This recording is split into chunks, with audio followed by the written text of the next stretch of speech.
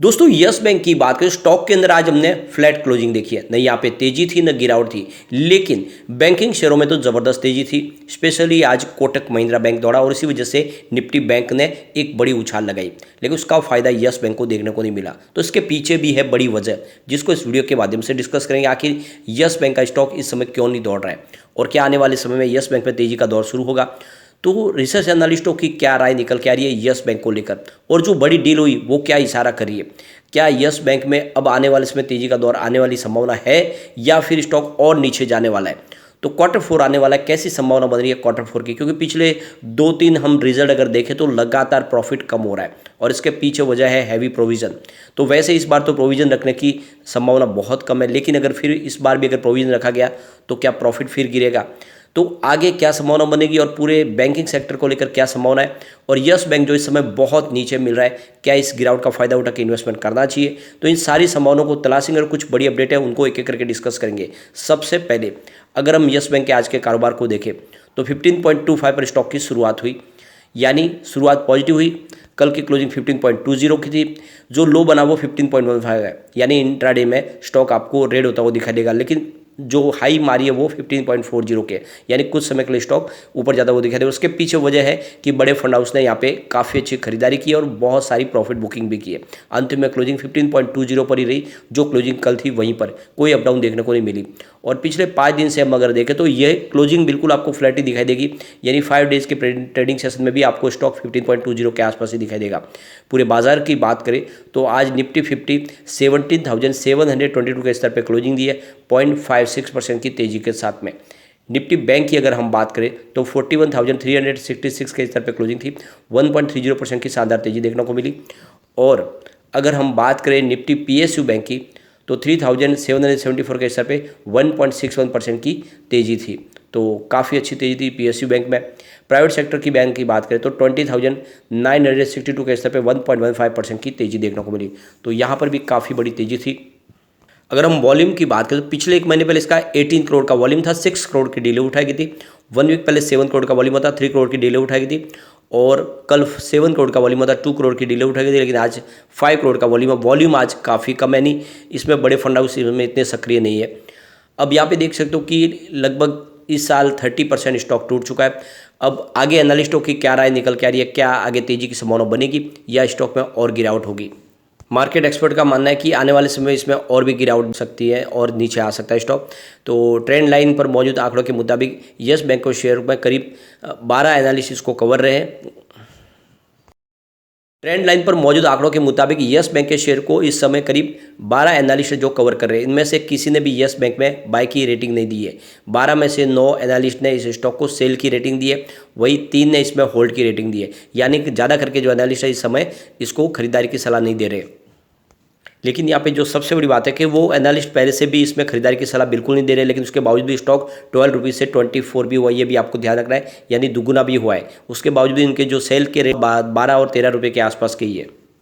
Yes bank ने अपने quarter 4 के यहाँ पे सेल के आंकड़े भी जारी किए। आप देख सकते हो जो इन्होंने अपना एडवांस सालाना बताया उसमें 14% की बढ़त देखने को मिली है, जो इस बार 2,01,523 को बीस के आसपास पहुंच गया, जो पिछले साल सेम क्वार्टर में 1,81,052 को बीस के आसपास था। तो लोन एडवांसेज में ज़बरदस्त वृद्धि हुई है।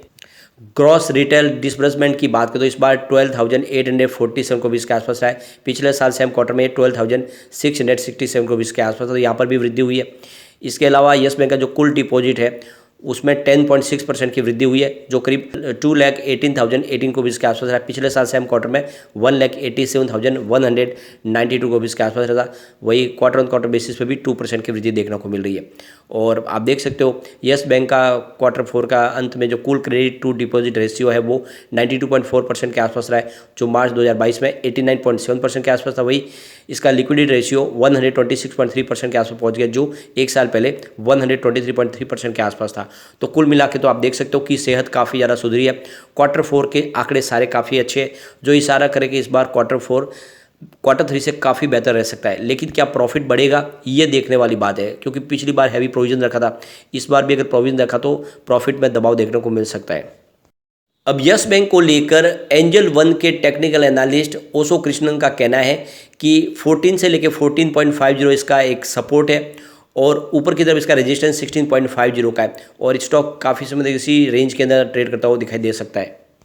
दूसरी तरफ वेल्थवर्थ शेयर एंड स्टॉक ब्रोकिंग की तरफ से सुजीत देवधर का कहना है कि इसके स्टॉक के अंदर देखें तो जो 8 का बहुत मजबूत सपोर्ट है और ये नीचे की तरफ जाएगा तो 8 तक जाने की संभावना बनेगी, लेकिन जो स्ट्रॉन्ग रेजिस्टेंस है वो 46 का है। यदि तेजी बनी तो 46 तक जा सकता है, गिरावट बनी तो 8 तक जा सकता है। सबसे बड़ी बात है कि म्यूचुअल फंड ने भी फरवरी में काफ़ी अच्छी खरीदारी की है, करीब 11.55 लाख के शेयर खरीदे हैं। तो लॉक इन पीरियड के पहले अगर खुलने के पहले मार्च में खुला उसके पहले म्यूचुअल फंड के जम के खरीदारी की है। दूसरी तरफ एक अच्छी खबर इसके लिए यह है कि एमएफआई की जी लिस्ट अभी जो जारी होगी सेमी एनुअल, उसमें इसको लार्ज कैप में शामिल किया जा सकता है और अगर ये लार्ज कैप में शामिल होगा तो फिर नया इन्वेस्टमेंट आएगा। बहुत सारे म्यूचुअल फंड है जो सिर्फ लार्ज कैप में ही डील करते हैं, तो उनका भी निवेश आएगा, तो आने वाले समय एक पॉजिटिव माहौल बन सकता है और इसके लिए हमें वेट जरूर करना होगा। एमआई लिस्ट में शामिल होने का क्या संभावना बनेगी, लेकिन बहुत ज़्यादा चांस है कि ये शामिल हो सकता है लार्ज कैप की लिस्ट में। अब यहाँ पे अगर आप देखें तो रेवेन्यू तो लगातार बढ़ रहा है कंपनी का। दिसंबर 2021 में देख सकते हो 5664 करोड़ के आसपास था, जो लगातार बढ़ते हुए दिसंबर 2022 में 7064 करोड़ तक पहुँच गया। तो रेवेन्यू तो लगातार बढ़ रहा है यस बैंक का, लेकिन प्रॉफिट लगातार कम हुआ है। दिसंबर 2021 में जहाँ पे 266 करोड़ के आसपास था, जो मार्च 2022 में बढ़ के 370 करोड़ तक पहुँच गया। उसके बाद में जून में 314 करोड़ तक आ गया और उसके बाद में सितंबर में और गिरावट हुई, 160 करोड़ का प्रॉफिट जो दिसंबर में घट के 55.07 करोड़ तक आ गया, यानी 2 डिजिट में आ गया है प्रॉफिट। तो इस वजह से देखें तो आंकड़े काफ़ी निराशाजनक है। इस बार आशा करें कि प्रॉफिट बढ़े, अगर प्रॉफिट बढ़ेगा तो फिर तेजी का दौर शुरू होगा। एक आंकड़ा काफ़ी अच्छा वो है नेटवर्थ का। नेटवर्थ बढ़ा है बैंक का। दिसंबर 2021 में 33,826 करोड़ के आसपास नेटवर्थ, जो दिसंबर 2022 में बढ़ के 40,125 करोड़ के आसपास पहुंच गया। अब आज देख सकते हो कि ये जो प्राइस एक तरह से सीमित आइडर में ट्रेड करता हुआ आपके स्टॉक दिखाई दे रहा है, उसके पीछे वजह यह है कि जो बड़े फंड हाउस है जिन्होंने लॉक इन पीरियड के तहत शेयर खरीद के रखे थे, वो अब धीरे धीरे अपने शेयर बेच रहे और इसी वजह से यहाँ पे एक तरह से देखें तो कंसोलिडेशन मोड दिखाई दे रहा है। स्टॉक का एक ही सीमित दायरे में ट्रेड करता हुआ दिखा रहा है। वो लगातार बड़ी सेलिंग नहीं कर रहे, लेकिन थोड़ा थोड़ा अपना माल जरूर बेच रहे और ये इशारों में आपको समझ में आएगा। आज आप देख सकते 9:18 पर 15.35 की प्राइस से 11,77,000 शेयरों की खरीदारी हुई। तो फिर 9:21 पर 15.30 की प्राइस से 13 लाख शेयरों की फिर से बिकवाली हुई। उसके बाद 10:27 पर 15.20 की प्राइस से 22 लाख शेयरों की बिकवाली हुई। तो फिर 10:27 पर ही 13 लाख शेयरों की फिर से खरीदारी हुई।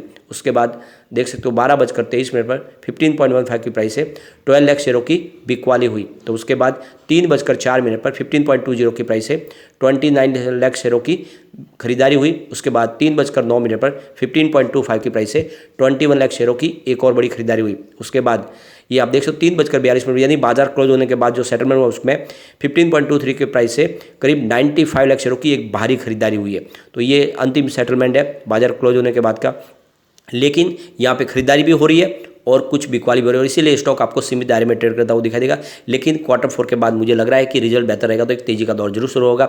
इसके लिए हमें Q4 का इंतजार करना होगा। लेकिन फ्रेंड, कोई भी इन्वेस्टमेंट करने से पहले अपने फाइनेंशियल एडवाइजर के बारे में ले ले या अपना खुद का रिसर्च करें, क्योंकि मैंने वीडियो आपके एजुकेशनल पर्पज़ के लिए ही बनाया। वीडियो पसंद आए तो लाइक से जरूर कीजिए और चैनल को सब्सक्राइब कर दीजिए। Thank you friend.